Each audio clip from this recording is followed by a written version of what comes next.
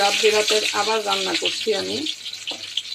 আমার প্রায় সময় রান্না রাতে হয়ে যায়, এই জন্য আজকে আবার আরেকটা কারণ হলো বাসায় কারেন্ট ছিল না, এই জন্য রান্না করতে দেরি হয়েছে। এখন রাত্রে 10টা বাজে। এখানে একটু রসুন ভেজে নিলাম, এখানে এখন একটু পেঁয়াজ দিয়ে দিচ্ছি। পেঁয়াজটা একটু বেশি দিলাম।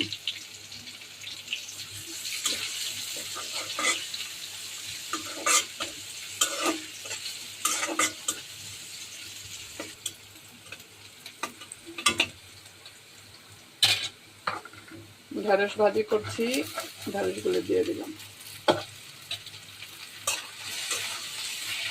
অনেক চিন্তা ভাবনা করে তারপর ঢেঁড়স ভাজি করছি। ঢেঁড়স এনেছে, চিন্তা করছি কি করব কিছুই পাচ্ছি না।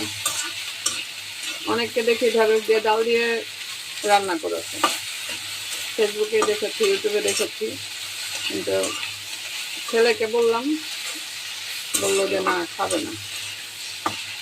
এখন দেখা গেছে আমি যদি ডালের মধ্যে ঢেঁড়সটা দিয়ে দিই, ওই ডালই খাবে না।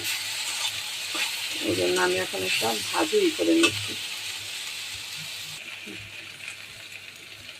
সামান্য একটু হলুদ দিয়ে দিচ্ছি, সামান্য একটু মরিচের গুঁড়া দিচ্ছি। লবণটা এখন দিব না, লবণটা দিলে বেশি আঠা আঠা হয়ে যাবে। একটু ভাজা ভাজা করে নিব, তারপর দিব লবণ।